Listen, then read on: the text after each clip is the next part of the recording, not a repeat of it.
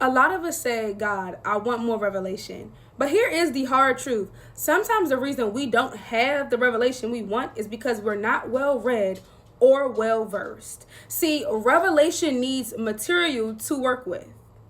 Revelation needs material to work with. If all you ever hear is one verse, one clip, one sermon soundbite, you're asking God to build depth on a shallow foundation. Even Jesus would say, have you not read? He assumed people were learning, people were studying, people were engaging. As an English teacher, one thing I always tell my students is that we need to understand the context before we ever try to grapple with our actual text. Because if we don't understand the context, the actual text does not unlock for us to be able to go in depth. We can't make no analysis. We can't actually make any inferences. We can't see what is the real conversation going on without the context. For a lot of us, reading is not supposed to replace revelation. It is supposed to position it, right?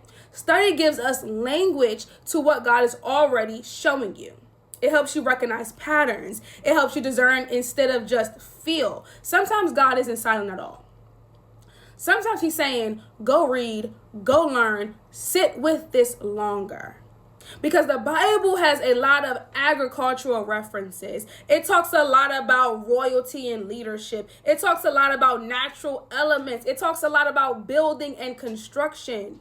So if it's talking about those things, we must know those things in the natural. We must understand how they work in the world, because then when we go to the scripture, we can really see what God is talking about. We can really see what it means, right? For example, we always say we just need a mustard seed of faith. How many of you know what a mustard seed does? A mustard seed is very tiny. We got that point. But a mustard seed, once it touches soil, it spreads like wildfire. It's not able to be contained. That's why God says all you need is a mustard seed of faith. Because if you just have this little bit of faith, it's going to spread.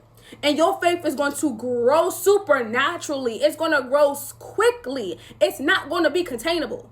That's why you need just a mustard seed, though it's so small. But imagine if we don't do that in-depth study to know what a mustard seed does and why you can actually bring those things across borders and out of different countries into other places. Because once it touches soil, you can't stop it from growing. See, revelation comes after responsibility. And your responsibility is to learn, is to study, is to engage.